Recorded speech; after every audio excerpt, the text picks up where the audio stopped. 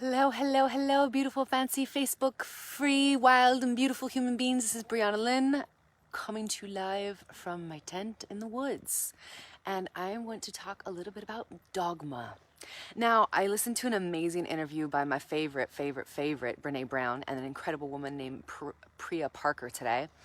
And she really got to my heart. She wrote an incredible book called The Art of Gathering. And they were speaking about how to remain open in these difficult conversations. And I noticed something for me that Priya said was, we often enter the work that we need the most. So I know that me exploring healing and non-duality and, ultimately oneness is because I am really challenged in being non-dual. I'm a fiery motherfucker and I love to take sides. I'll just be the first one to say I love to find the juice and find who did the wrong thing and the right thing and be the one on the right side. Does anyone else love that? You love to be in the right? I have a real desire in my design for righteousness.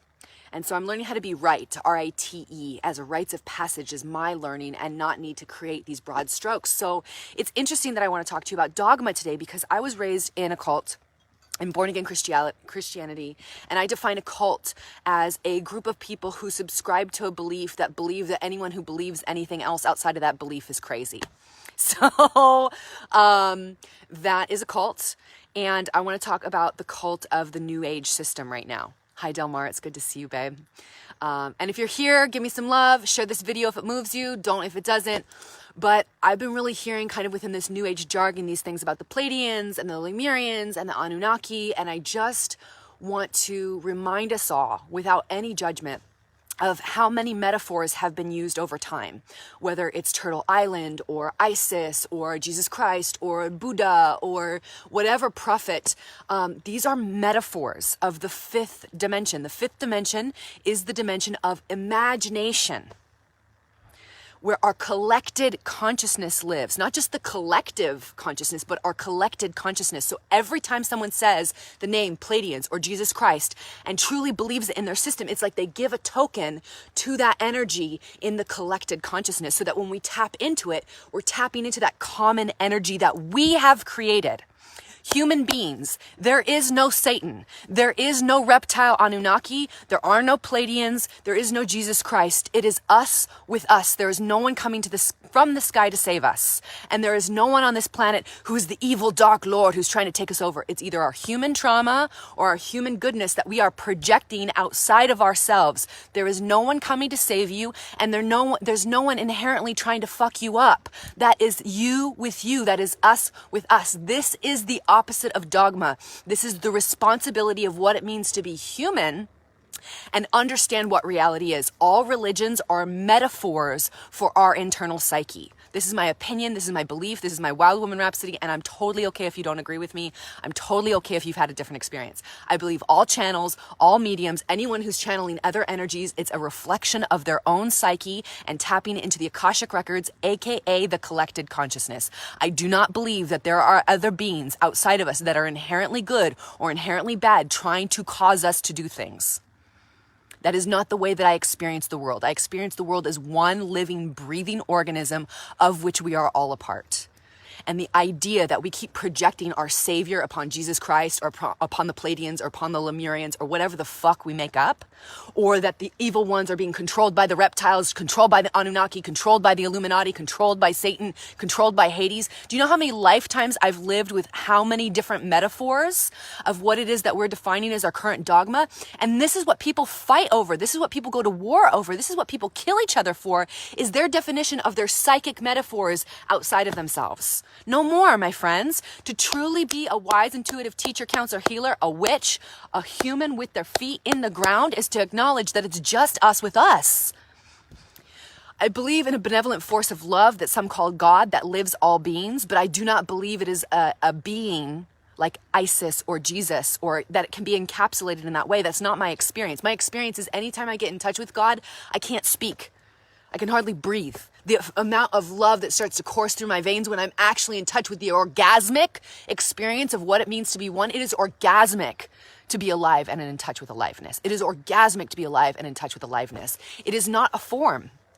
It is not a form. This is my experience. This is my opinion. Please share this video if it moves you, because I think it's very important at this time for us to stay out of dogma. And this is coming to you from like a fire-breathing dragon who loves dogma. I was raised in a cult. I got stuck in the Santo Daime cult for a while, believing that I was channeling Archangel Michael. We will channel whatever it is that we believe that we are being fed. A certain ancestor. If you're in a tradition, a tribal tradition, they will feed you their lineage. Whatever deities, you will be fed, and that will feed your psyche, and then your psyche will start to project its experiences on those images. And I love the first commandment, you shall have no other gods before me. What was that command? That command was about understanding that there's only one, which is the oneness, which is love.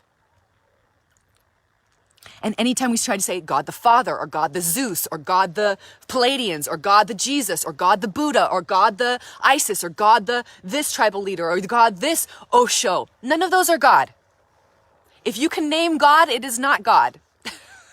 If you can name God, it is not God. So this is my own journey with navigating my righteousness, my desire to be right, and learning how to be right, R-I-T-E, in the rites of passage of what it means to be human, and in the complexity of understanding that it's just us with us. There is no Satan. There is no reptile out to get you. There is no Illuminati trying to rule the world. This is human trauma or human goodness. And that is where we make our decisions from every day. I'm either making my decisions from my trauma, from my inner child trauma, or I'm making decisions from the goodness that is love, that is God. That's it. Those are the only decisions that are being made. No one is being mentally controlled by reptiles. Goddess, really? I can't believe I have to say that out loud, but I do.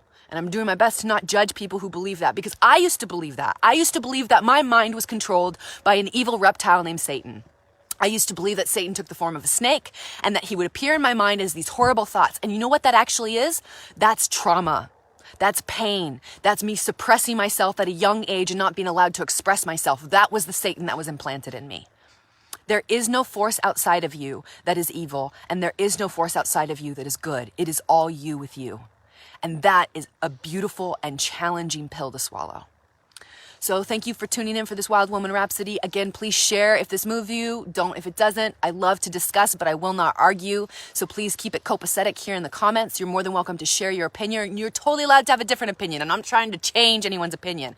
I'm just giving you my experience from spending copious hours of breathing with the trees and understanding my oneness connection with this earth. I understand that there is no evil other than living backwards. E-V-I-L or L-I-V-E. If you're living backwards, it's evil. And to live backwards means to be in a destructive state and a selfish state and only thinking about yourself. Does the middle finger only think about itself? No, it's always thinking about the pinky toe. It's always thinking about the liver too, because it's one connected system.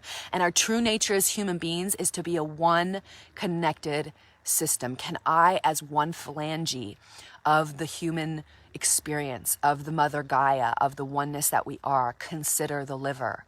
Consider my fellow humans that live with me, that live in Syria, that are on the planet. Can I consider the anglerfish in Key West, Florida? Because all beings are one being. And there's no heavenly being. There's no Palladian. There's no Jesus Christ. There's no force that's going to come down from heaven and save us. There's no Messiah coming. We are the one. We are one. We are the one. And there is no one. There is no channel. There is no medium who can give you more information than you actually sitting alone with yourself. And any information they give you is already going to be validating what it is that you already know. We need to stop outsourcing our power to religions. We need to stop outsourcing our power to mediums. We need to stop outsourcing our power to channels and ideas that other people have access to source that we don't have. That's what the whole Catholic Church did. They put in priests and said you can only access gods with these priests. And the New Age cult is doing that very same thing with their mediums and their shamans and their channels. And I'm calling bullshit. Do not put anything between you and God. Do not put anything between you and the one source of what is. That's the good news that Jesus actually came to tell us about, was that there is actually no intermediary. You have direct access to the one source in your breath, in your prayer, in every moment. In gratitude, you have access to that source. And there is no evil other than the way that you treat yourself and treat others. That's it. I'm done with religion. I'm done with the dogma. And this is coming from a Reverend Brianna Lynn of the Earth Temple. And our religion is that all beings are one being, and we are here to create heaven on earth for the highest good of all. That's it. The end. No star beings, no evil reptiles. Stop it. Just stop it. And again, this is coming from someone who's lived many lifetimes in this lifetime in a few different cults, and really loved the idea that I could have the answer, have the right answer, R-I-G-H-T. But now I realize I just have to look for the right answer, R-I-T-E. What's the rites of passage for me now? I love ritual. I love tradition of religion and how it creates ritual and symbology and meaning. I love having a moral and ethic code that we can come together and agree upon. I think as a cultural piece, religion has been very important, but what happens is that people start to believe the 5D is 3D. The 5D is the level of imagination. When you speak light language, when you speak in tongues, that's 5D. That's your imagination giving meaning to energy that's flowing in your body. It is not 3D. It is not this reality. And you get to create meaning. Resource your power. Take your power back. Stop outsourcing your power and saying, it's coming from the Lemurians. It's coming from the Anunnaki. It's coming from Jesus Christ. It's coming from Mary Magdalene. No, it's fucking not. It's coming from you and collective consciousness. Claim that shit. Claim it. And if you need to use a metaphor, say, this is my metaphor. That would be my invitation. And I totally acknowledge that I have judgment around this. I judge people who outsource their power. I do. And I'm going to work on that, to not judge them, because I've done the same thing. And it's us who are powerful, us human beings. So there's no savior coming. We get to be the ones who stop pedophilia. We get to be the ones who stop the extraction of petroleum in this lifetime. We get to be the ones who are no longer allowing enslaved peoples to make our clothes and to grow our food and to harvest our food. We are going to be the ones who no longer colonize other lands. We're going to be the ones who no longer allow our politicians to lie to us. We are going to be the ones. We are the ones. And to think that some outside source, be it Jesus or an alien or a president that we could elect, if we think anything is outsourced that's going to shift this situation that we're in, we're outsourcing our power again. Archangel Michael is boo though. Okay, I love his energy, and as a metaphor is beautiful, right? Like I love Isis's energy, like I love Lakshmi's energy. These are metaphors that we can place outside of us that ultimately represent an energy that is us. Archangel Michael is you. You are the Archangel Michael. What you love and see in Archangel Michael as boo is you. What you see in boo is you. And you're more than welcome to call upon them. I'm not saying don't call upon them. Just realize that they're metaphors. Realize that they are creations of the collected consciousness, and they do have power. They have energetic frequencies that are held in that collected consciousness place that we can tap into. Those names have power, absolutely. But am I outsourcing my power and giving them more power by saying they're doing this thing? This is what's created in my life. You are the creatrix. You are the one. You're the creator. Nelson says, you are so inspiring. Love to hear you talk. Much love from Argentina. Gracias, hermano. Te agradezco.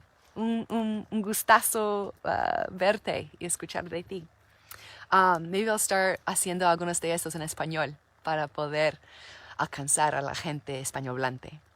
But the real piece in me that I wanted to share in all of this today is really practicing. I'm practicing non-duality, expanding beyond myself and seeing and feeling the bigger oneness that we all are, and not needing to polarize, because I love to polarize. I'm a fiery bitch and I love to polarize. It feeds me in a certain way. And I'm looking at what piece of that is ego, just my personality, wanting to get some pumped up points, or what if that is really serving my mission? My mission is to help the awakening that all beings are one being and to bring heaven on earth for the highest good of all. So is my polarizing supporting that? Because it's a great tool, because sometimes it can. Polarize in order to connect, polarize in order to question, polarize in order to deconstruct, for sure. But sometimes my polarizing can just be for a little bit of an ego stroke, and I get to watch that. So thank you all for being here. Again, please share this if it moves you. Don't if it doesn't. DM me if you want to work with me and dive deeper into this magic or others. I have one-on-one space right now for a year-long journey into deep medicine apprenticeship and goodness and being on the land and being in nature and going deep on some quests and exploring the realms of consciousness. And let me know if you saw this live or on replay and how you feel about dogma and non-duality and us projecting our power onto these metaphors. Blessings on your day, you magical, mother-loving witch. I'm just going to call you a witch because you're a wise, intuitive teacher, counselor, and healer, because those are the kind of people that I attract to me. So thank you for being wise, intuitive, teacher, which just means to embody everything that you are learning, counselor, offering consolation for those around you, and a healer, an integrationalist, integrating all parts of self. That's what a healer is. I have all parts of myself here online. I'm not trying to be anyone else. I'm fully integrating myself. Love, love. Let me know how you feel. Bless, bless, bless.